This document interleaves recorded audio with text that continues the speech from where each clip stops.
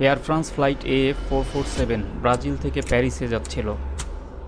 Brazil থেকে যাত্রা শুরু করার প্রায় 3 ঘন্টা 41 মিনিট পরে রাত যখন প্রায় 2টা 10 মিনিট, তখন কেবিনের প্যাসেঞ্জাররা ডিনার শেষে হয়তো অনেকেই রিল্যাক্স করছিল। কেউ হয়তো প্যারিসে যেয়ে তার পরবর্তী প্ল্যান নিয়ে ভাবছিল, কেউ হয়তো মাত্র হাতে পেয়ে গরম কফির কাপে প্রথম চুমুক দিচ্ছিল। কিন্তু তখনও কেউ হয়তো জানতো না আর মাত্র 4 মিনিট পরে, অর্থাৎ রাত 2:14 ভিতর কারো সেই কফি শেষ করার সময়েরও আগে তাদের জন্য এই পৃথিবীর সময়টাই শেষ হয়ে যাবে। কিন্তু কি এমন ঘটনা যেটা একটা স্মুথ ও রিল্যাক্স ফ্লাইটকে মাত্র 4 মিনিটের ভিতর 32,000 ফিট উপর থেকে আটলান্টিকের গভীরে এনে ধ্বংসস্তূপে পরিণত করেছিল? শেষ 4 মিনিটে ককপিটে কি এমন ঘটনা ঘটেছিল যার জন্য পুরো একটি ফ্লাইট রাডার থেকে ভ্যানিশ হয়ে গিয়েছিল?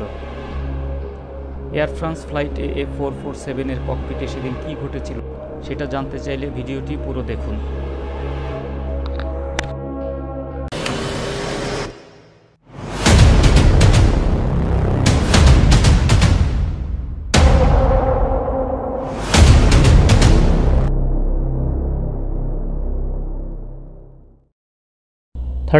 May 2009, রিও ডি জেনেরিও আন্তর্জাতিক এয়ারপোর্ট, ব্রাজিল। রাত 10:29 এয়ার ফ্রান্স AF447 প্যারিসের উদ্দেশ্যে 11 ঘন্টা যাত্রার জন্য টেক অফ করল। এটা ছিল 330 মডেলের একটি এয়ারবাস। এয়ারবাস 330 টেকনোলজির দিক থেকে এতটাই উন্নত ছিল যে এভিয়েশন এক্সপার্টরা বলতো এই বিমান অনেকটা একা একাই উড়তে পারে। বিমানটিতে বিভিন্ন দেশের 228 জন যাত্রী থাকলেও বেশিরভাগই ছিল ফ্রেঞ্চ নাগরিক। ফ্লাইট 447 ব্রাজিলিয়ান এয়ার ট্রাফিক কন্ট্রোলে শেষবারের মতো যোগাযোগ করল এবং ব্রাজিলের আকাশসীমা অতিক্রম করে ফেলল। বিমানটি এখন কিছুক্ষণের জন্য রাডার যোগাযোগের বাইরে কমিউনিকেশন ডেড জোনে ফ্লাই করবে, যতক্ষণ না পর্যন্ত এটা সেনেগালের এয়ার ট্রাফিক কন্ট্রোলের রাডারের নিয়ন্ত্রণে আসে। ব্রাজিলের আকাশসীমা ছেড়ে আসা 2 ঘন্টা 30 মিনিট পরেও এয়ার ফ্রান্স 447 সেনেগালের রাডার স্ক্রিনে এখনও দেখা যায়নি, যেটা ছিল খুবই অস্বাভাবিক। রাডারে শেষবার যেখান থেকে বিমানটি অদৃশ্য হয়েছিল সেখান থেকে একটা উদ্ধার অভিযান তৎক্ষণাৎ পরিচালনা করা শুরু হলো। এদিকে ফ্রান্সের প্যারিসে চার্লস ডি গল এয়ারপোর্টে যাত্রীদের আত্মীয়স্বজন ও বন্ধুবান্ধবেরা জড় হতে শুরু করলো।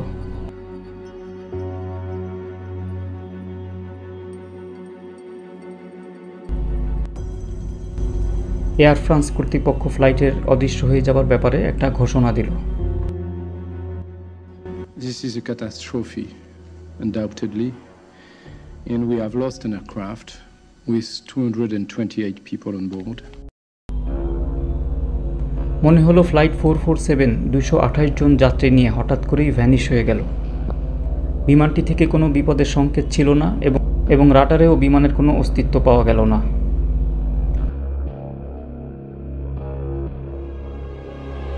অবশেষে প্রায় 5 দিন পরে 6 জুন ফ্লাইট 447 কিছু ধ্বংসাবশেষ সহ 50 জনের মৃতদেহ 600 মাইল দূরে ব্রাজিলের উপকূলবর্তী এলাকায় পাওয়া গেল। বিমানের ধ্বংসাবশেষ দেখে প্রথমবার বোঝা গেল যে প্লেনটি কোনো বম্বিং বা সন্ত্রাসবাদের কারণে দুর্ঘটনার শিকার হয়নি, কারণ বিমানটি যখন আটলান্টিকে পড়েছিল তখন সেটা ইনট্যাক্ট অবস্থায় ছিল। Hunger and need to know why it happened, both for the families and also for future safety. যেহেতু একই মডেলের প্রায় 600 এয়ারবাস 330 প্রতিদিন বিশ্বের বিভিন্ন স্থানে চলাচল করে, তাই এটা জানা খুব জরুরি ছিল যে কী কারণে কোনো দুর্ঘটনার সংকেত ছাড়া কিভাবে একটি বিমান এভাবে ক্র্যাশ করতে পারে। একমাত্র উত্তরটা পাওয়া যেত ব্ল্যাক বক্সের ভিতরেই, যা কিনা আটলান্টিক মহাসাগরের প্রায় 2.5 মাইল গভীরে কোথাও পড়েছিল। It was possible that we would never find the black boxes, and certainly there have been accidents in the past where the black boxes have never been found. এরপর পারমাণবিক সাবমেরিন, মিনি সাবমেরিন ব্যবহার করে সমুদ্রের অনেক গভীরে অনুসন্ধান ও উদ্ধার অভিযান পরিচালনা করা হয়। কিন্তু যখনই মনে হচ্ছিল 25 মিলিয়ন পাউন্ডেরও বেশি খরচ করে প্রায় 2 বছর পানির নিচে চালানো অনুসন্ধান ব্যর্থ হবে, তখনই 2 এপ্রিল 2011-তে ডুবুরি দলটি 13,000 ফুট গভীরে বিধ্বস্ত এয়ার ফ্রান্সের ধ্বংসাবশেষের সন্ধান পেল। সেই সাথে তারা আরও 104টা ডেড বডির সন্ধান পেল, যারা তখনও সিট বেল্টে আটকা অবস্থায় ছিল।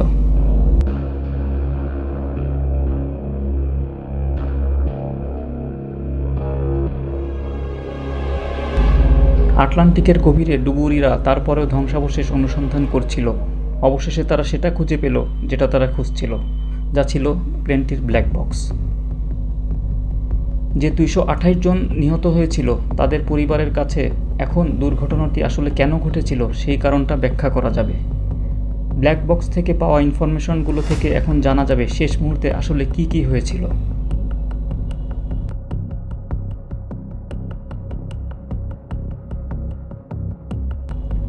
এয়ার ফ্রান্সের ব্ল্যাক বক্সের অরিজিনাল রেকর্ডিংটা কখনো জনসম্মুখে প্রকাশ করা হয়নি, তবে অন্য ভয়েস ব্যবহার করে সেই ভয়ঙ্কর শেষ মুহূর্তগুলো বর্ণনা করা হয়েছে, যা বিমানটিকে দুর্ঘটনার দিকে নিয়ে গিয়েছিল।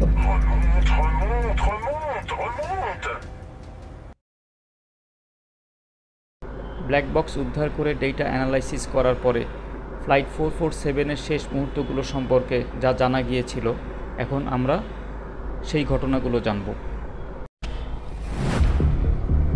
এয়ার ফ্রান্স ফ্লাইট A447 প্যারিসের উদ্দেশ্যে ব্রাজিল কোস্টলাইন ধরে প্যারিসের দিকে এগিয়ে যাচ্ছে। এয়ার ফ্রান্সের নিয়ম অনুযায়ী 10 ঘন্টার বেশি একজন পাইলট যেহেতু ফ্লাই করতে পারবে না এবং রিও টু প্যারিস জার্নিটাও যেহেতু 10 ঘন্টার বেশি ছিল, তাই এয়ার ফ্রান্স ফ্লাইটে একজন অতিরিক্ত পাইলট ককপিটে রেস্ট করার ব্যবস্থা ছিল। এয়ার ফ্রান্সের 3 ককপিট ক্রুদের ভিতর অন্যতম ছিল প্রধান ক্যাপ্টেন মার্ক ডেবুয়া, বয়স 58 বছর।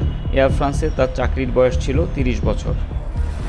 দ্বিতীয় ফার্স্ট অফিসার ক্যাড্রিক বোনিন, যার বয়স 32 বছর এবং এয়ার ফ্রান্সে তার চাকরির বয়স 10 বছর। ফার্স্ট অফিসার ক্যাড্রিক বোনিনি ছিল এই 3 জনের মধ্যে সবচাইতে অনভিজ্ঞ। এই দুর্ঘটনাতে তার ভূমিকাটাই সবচেয়ে বেশি।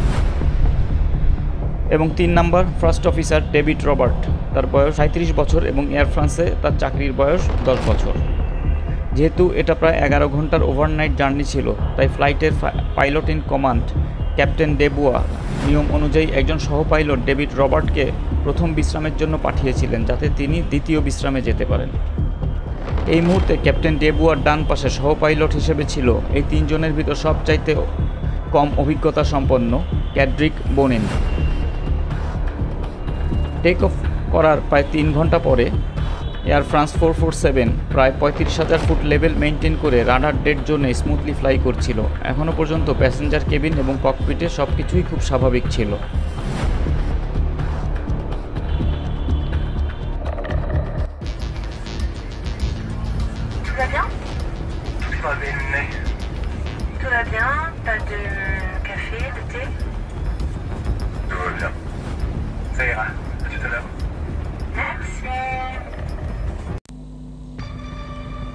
ফ্লাইট 447 ট্রপিক্যাল অঞ্চল বা ইকুয়েটর এরিয়াতে প্রবেশ করছিল। ইকুয়েটর বা ইন্টারট্রপিক্যাল কনভার্জেন্স জোন পৃথিবীর এমন একটি এলাকা যেখানে সূর্যের আলো ডিরেক্টলি লম্বাভাবে পড়ে, তাই সেখানকার পানি ও বাতাস গরম হয়ে অনেক উপরে উঠে একটা লো প্রেশার পরিবেশের সৃষ্টি করে। তখন উত্তর ও দক্ষিণ হেমিস্ফিয়ারের বাতাস ইকুয়েটরের সেই লো প্রেশার এরিয়াতে এসে ঘন মেঘ ও থান্ডারস্টর্ম সৃষ্টি করে, যেটা কিনা 50,000 ফিট উপর পর্যন্ত বিস্তৃত হতে পারে। যে কোনো থান্ডার স্টর্মের ভিতর দিয়ে ফ্লাই করা পাইলটদের জন্য সবসময় চ্যালেঞ্জিং। ফ্লাইট 447 যতই ইকুয়েটরের দিকে আগাচ্ছিল, ওয়েদার ততই খারাপ হচ্ছিল। ক্যাপ্টেন ডিবুয়া ও কো পাইলট বোনা ইকুয়েটরের দুর্যোগপূর্ণ আবহাওয়া, তীক্ষ্ণ বিদ্যুৎ চমকানো, ফ্রিজিং টেম্পারেচার এগুলো নিয়ে আলোচনা করছিল। তবে ক্যাপ্টেন ডিবুয়াকে এটা নিয়ে কোনো বিচলিত হতে দেখা গেল না। C'est l'équateur. J'avais compris, je suppose. Ah, je m'en doutais. Il neige. 209 nœuds. Il y a un truc droit devant, et il y en a un autre derrière. Hein? Oh merde. Non. Quoi? On dirait qu'on va rentrer dans les zones nuageuses.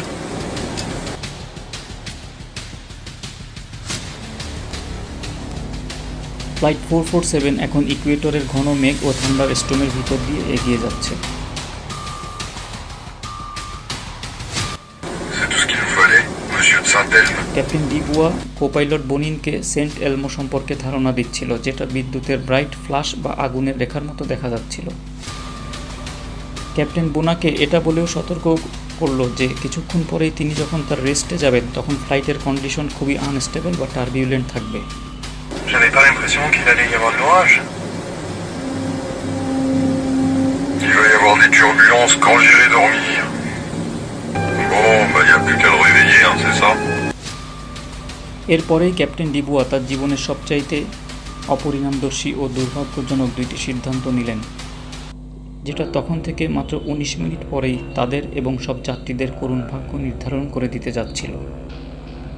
প্রথমত, এই খারাপ আবহাওয়ার ভিতরেই captain ডিবুয়া ককপিটে তার থেকে অপেক্ষাকৃত কম অভিজ্ঞতা সম্পন্ন দুই পাইলট বনিন ও রবার্টকে এমন সময় পুরো দায়িত্ব দিয়ে নিজে রেস্টে যাওয়ার সিদ্ধান্ত নিলেন যখন ফ্লাইট ইকুয়েটরের কনভার্জেন্স জোনের খুবই দুর্যোগপূর্ণ ও থান্ডার স্টর্মের ভিতর দিয়ে যাচ্ছিল। দ্বিতীয়ত, রেস্টে যাবার আগে তিনি অপেক্ষাকৃত কম অভিজ্ঞ কো পাইলট বনিনকে প্রধান পাইলটের দায়িত্ব দিলেন আর অভিজ্ঞ রবার্টকে কো পাইলট হিসেবে দায়িত্ব পালনের নির্দেশ দিলেন। ক্যাপ্টেন ডিবুয়া ফার্স্ট অফিসার রবার্টকে জিজ্ঞাসা করলেন তার ঘুম ঠিকমতো হয়েছে কিনা। Vas-y, épouse. Et toi? Bon, allez, hop, on va. T'as dormi? Moyen. T'as pas dormi? Il a dit moyen. T'as dormi? Moyen. Bon, allez, je me casse. T'as pas dormi? Bon, ça va. Il a dit moyen. Bon, les petites turbulences qu'on vient d'avoir. T'auras les mal après? Bon, allez, je me casse. Bon, ça va. Bon, les petites turbulences qu'on vient d'avoir. তার মানে effectively অনভিজ্ঞ co pilot বনিন এখন ডান পাশের সিটে, প্রধান pilot controller এবং অভিজ্ঞ Robert থাকবেন রেডিও কমিউনিকেশনে।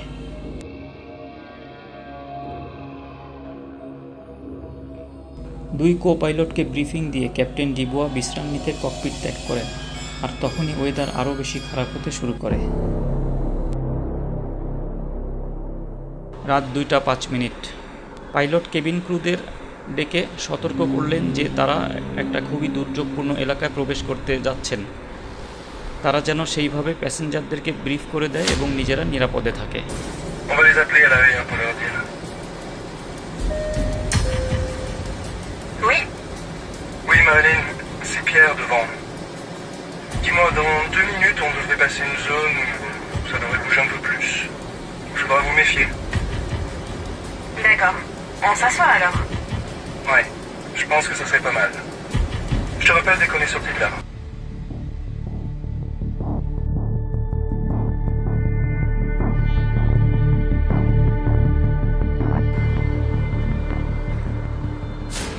রাত 2:06। যেহেতু টেম্পারেচার অনেক নিচে নেমে গিয়েছিল তাই পাইলটরা অ্যান্টি আইসিং সিস্টেম চালু করেছিল যাতে বিমানের বাইরের সারফেসে বরফ না জমতে পারে, কারণ বরফ প্লেনের অ্যারোডাইনামিক দক্ষতা হ্রাস করে, যা অনেক ক্ষেত্রে দুর্ঘটনার কারণও হয়ে থাকে।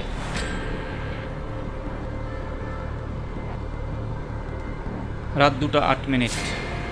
আবহাওয়া ক্রমেই জটিল হতে শুরু করলো। তাপমাত্রা ফ্রিজিং কন্ডিশনে চলে আসছিল। ককপিট ভয়েস রেকর্ডারে অ্যানালাইসিসের সময় স্পষ্ট শোনা যাচ্ছিল বিমানের বাইরের অংশে শিলাবৃষ্টির শব্দ।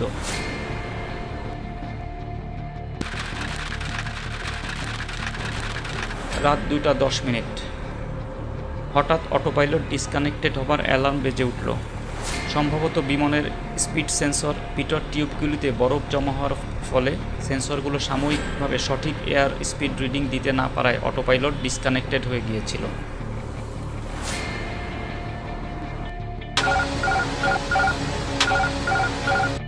এই অ্যালার্ম বেজে ওঠার অর্থ হলো অটোপাইলট এখন আর কাজ করতে পারছে না, তাই অটোপাইলট সিস্টেম ফ্লাইটের নিয়ন্ত্রণ আবারও ক্যাপ্টেনদের কাছে ফিরিয়ে দিল। Tu les commandes. D'accord. Dernière minute du vol AF 447. C'est bon, j'ai les commandes. D'accord. Qu'est-ce que c'est?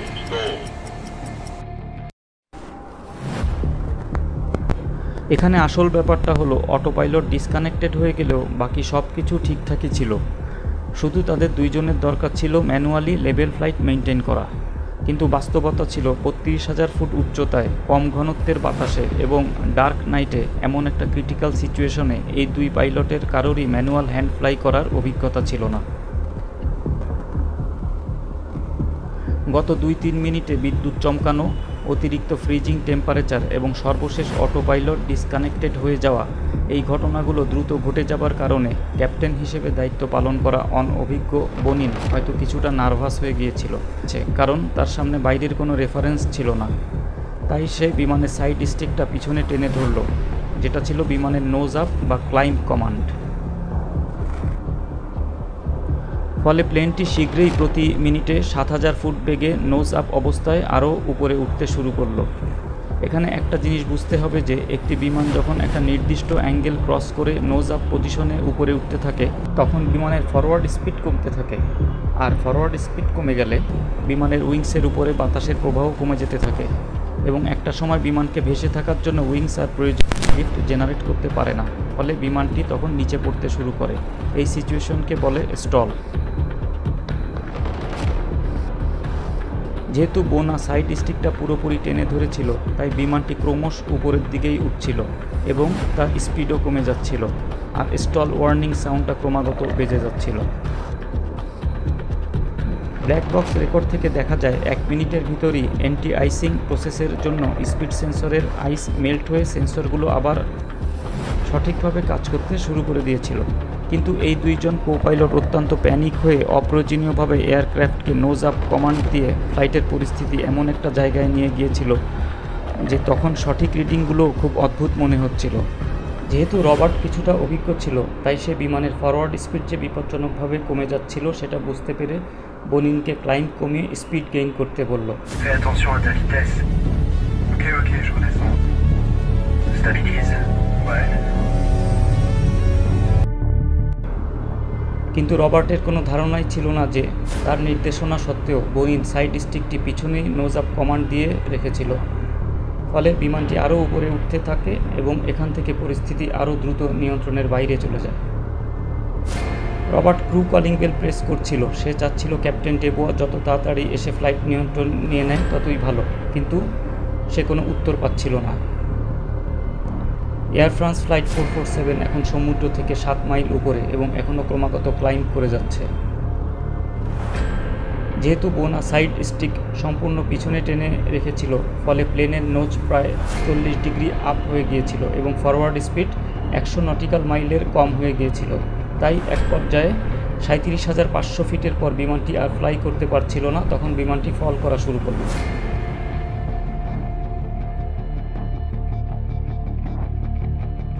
Flight 447 এখন 37,500 ফিট থেকে 10,000 ফিট পার মিনিট, মানে খুব ভয়ানক গতিতে নিচে পড়তে শুরু করেছে। এখানে দুই কো পাইলটের ভিতরে পরিষ্কারভাবে বোঝা যাচ্ছিল যে তাদের ভিতর ক্রু রিসোর্স ম্যানেজমেন্টের অভাব রয়েছে। তারা একে অন্যকে প্রয়োজন অনুযায়ী কোনো সাহায্যই করতে পারছিল না। অথচ এটি একটি স্বাভাবিক প্রক্রিয়া যে দুইজন পাইলট মিলেই একটি বিমান নিয়ন্ত্রণ করা হয়। এখানে দুইজনই জানে যে কার কোনটা দায়িত্ব, কিন্তু এই দুই কো পাইলটের কার্যকলাপ দেখে দুইজনকে খুব উদ্ভ্রান্ত মনে হচ্ছিল। যেহেতু বিমানটি খুব দ্রুত নিচে পড়ছিল, তাই বাতাসের সাথে ফ্রিকশনের জন্য উইং লেভেলে রাখাটা খুব অসম্ভব ছিল। বেল টেপার প্রায় 1 মিনিটের ভিতর ক্যাপ্টেন ডেবোয়া ককপিটে প্রবেশ করলো এবং ফ্লাইটের পুরো কন্ট্রোল নেওয়ার পরিবর্তে পিছনের জাম্প সিটে বসলো, যেটা ছিল তার এই ফ্লাইটের তৃতীয় এবং জীবনের শেষ ভুল সিদ্ধান্ত।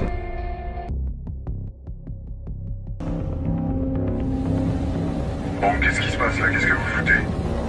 Mais qu'est-ce qui se passe? Qu'est-ce qui se passe? Je sais pas ce qui se passe. Vers le contrôle de l'avion. On a totalement perdu le contrôle de l'avion. On comprend rien. On a tout tenté.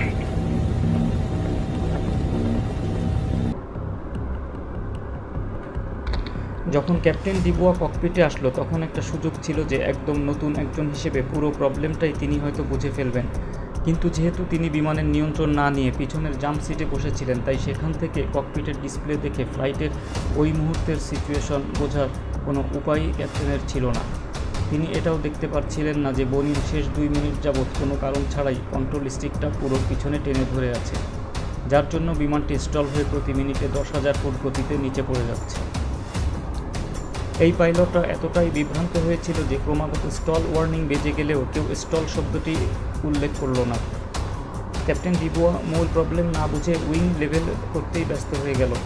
অবিশ্বাস্যভাবে এই 3 পাইলটই খুব অপ্রয়োজনীয়ভাবে এটা চিন্তা করছিল যে তারা কি দ্রুত উপরে উঠছে নাকি নিচে পড়ে যাচ্ছে। অবশেষে তারা বুঝতে পারল তারা নিচে পড়ে যাচ্ছে এবং ইতিমধ্যে তারা 30,000 ফুট অতিক্রম করে ক্রমাগত নিচেই নামছে। তবে তখনও তারা বিমানটি রিকভার করার লাস্ট লিমিটের কাছাকাছি ছিল। Non, non, surtout sors pas les freins. Non? Ok. Les sors pas.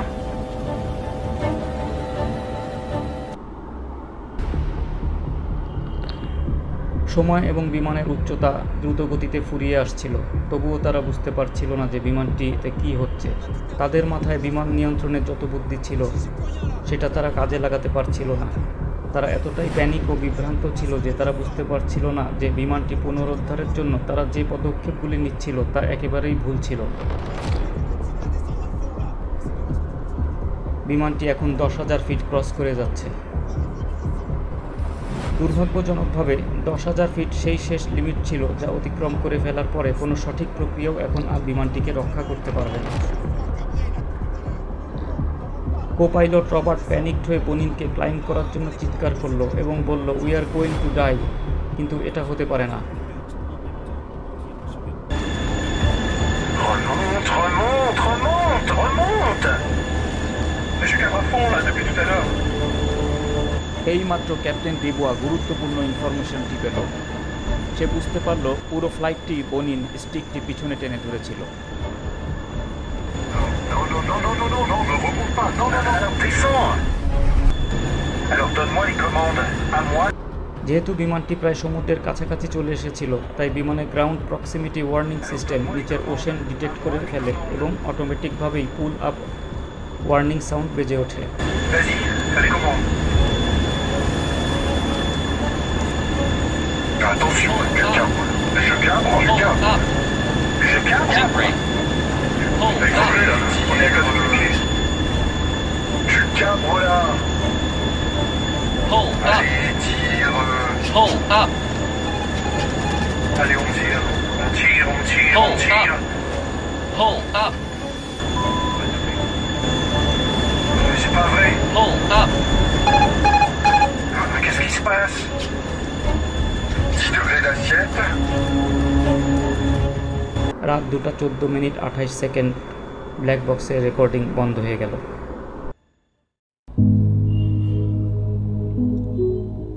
Flight 447-এর 228 জন যাত্রীর সবারই জীবনাবসান হলো। সেই সাথে প্রচণ্ড শোকে এই 228 জনের পরিবার ও বন্ধুবান্ধবের হৃদয়টাও ভেঙে গেল। সেবাস্টিয়ান ভাদোবাটি ও ক্যারোলিন সুলাস এই দুইজনেরই পরিচয় হয়েছিল 2003 সালে আরেক এয়ার ফ্রান্স ফ্লাইটে, যখন তারা সান ফ্রান্সিসকো যাচ্ছিল। তারপর তারা বিয়ে করেছিল। ঠিক 6 বছর পরেই 2009-এ তাদের মৃত্যু হলো একসাথে এবং এই এয়ার ফ্রান্স ফ্লাইটেই, যার ফ্লাইট নাম্বারটি ছিল AF447।